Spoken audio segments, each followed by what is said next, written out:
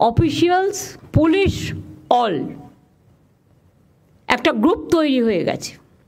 খালি জায়গা দেখলেই লোক বসিয়ে দিচ্ছে। বলুন তো, একেতে সেন্ট্রাল গভর্নমেন্ট টাকা দিচ্ছে না, তারপরে আমি কটা রাজ্যকে টানবো? বাংলার আইডেন্টিটি নষ্ট হয়ে যাচ্ছে, কেন বুঝতে পারছেন না? আপনার টকের টাকা খাওয়ার জন্য এবং আপনাদের টাকা খাওয়ার জন্য। জমি পাচ্ছেন বেচে দিচ্ছেন, রাজ্য সরকারের জমি, যেখানে পাচ্ছেন দখলদারি করিয়ে দিচ্ছেন। ওয়ার্স্ট পারফরমেন্স মিউনিসিপ্যালিটিগুলোর। কেন তৈরি করা হয়েছিল আমি জানি না, সবাই বলে মিউনিসিপ্যালিটি করে দিন, লাভটা কি? জনগণ যদি পরিষেবা না পায়। জাস্ট বলি, বালি মিউনিসিপ্যালিটি, শ্রীমতী অমৃতা রায় বর্মন, এসডিও হাওড়া, তিনি কি করছেন? Why she is not taking care? Solid management system যেটা, এগুলো তো আমাদের আছে। রিসাইক্লিং হয়, ইচ্ছা মতো টেন্ডার করছেন নিজেরা, তার থেকে কতটা খাচ্ছেন আমি জানি না। কেউ খাচ্ছেন, কেউ খাচ্ছেন না, নিশ্চয়ই দিয়ে টিয়ে খাচ্ছেন। গ্যাং আপ হয়ে গেছে একটা। আমি সরি, আমাকে এই কথাগুলো বলতে হচ্ছে, আমি এর জন্য মোটেই খুশি নই, আমি দুঃখিত। ভ্যাটগুলো বাইরে থেকে নোংরা পড়ে থাকে, একবার দেখেন না, লজ্জাও লাগে না? যারা টাকার দিকে বেশি উৎসাহী তাদের মনে রাখতে হবে, নিজের জীবনের থেকে দামে কিছু নয়, মানুষের জীবনের থেকে দামে কিছু নয়। এটা লজ্জা যে আপনি আপনার দায়িত্ব পালন করছেন না। টাকার বিনিময়ে পুরসভার বহু জমি বেদখল হয়ে যাচ্ছে, সরকারি সম্পত্তি নষ্ট হয়ে যাচ্ছে।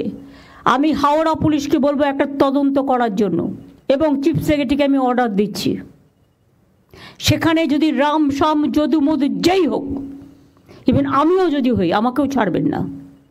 কেন আমি ইলিগাল জিনিসকে আমি অ্যালাউ করবো? যেই হোক, কোনো এমএলএ, এমপি, মিনিস্টার থেকে শুরু করে পুলিশ অফিসার, জেলা এসডিও, ডিএম থেকে শুরু করে আইসি থেকে শুরু করে, কারো কারো অভ্যাস হয়ে গেছে আইসি হলে যতটা পারি ইনকাম করে নি, এসডিও হলে একটা সঞ্চয় করে নি, ডিএম যে কদিন থাকবো সঞ্চয় করে নি, দেশে পাঠিয়ে দিই। এগুলো অনেক হয়েছে, আর করবেন না প্লিজ। এবার কিন্তু বড্ড চোখে লাগছে। সল্লেক আমার লজ্জা লাগছে। রাজারহাটেও শুরু হয়েছে এনক্রোচমেন্ট, সল্লেকেও ইচ্ছা মতো সুজিত বোস লোক বসাচ্ছে কম্পিটিশন করে। কেন কেন বাইরের লোক বসবে? এআরডি অফিসের অপোজিটে, যদিও আপনাদের আমি ছবি দেখায় ভাববেন না যে আমি উইদাউট কাগজপত্রে আপনাদের কাছে চলে এসেছি। ছবি দেখালে নিজেরাই লজ্জা পাবেন। এর জন্য কত দিতে হয়েছে? এই একদম পুরো এআরডি অফিসের সামনে সব এনক্রোচমেন্ট হয়ে গেছে। একটা করে তিপ্পল লাগাচ্ছে, একটা করে বসে হচ্ছে, একটা করে তিপ্পল লাগাচ্ছে, একটা করে বসে পড়ছে। কেন? ওয়াই? আমি জানতে চাই, কত টাকার বিনিময়ে কারা নিয়েছে টাকা? কেন সল্টলেক কর্পোরেশনের কাউন্সিলররা কাজ করে না? তারা তো ইলেক্টেড বডি, রাস্তা ঝাড় দেয় না। এবার কি আমাকে রাস্তা ঝাড় দিতে যেতে হবে? শুধু কি ওপরের দিকে তাকালেই হবে? নিচের দিকে তাকাতে হবে না?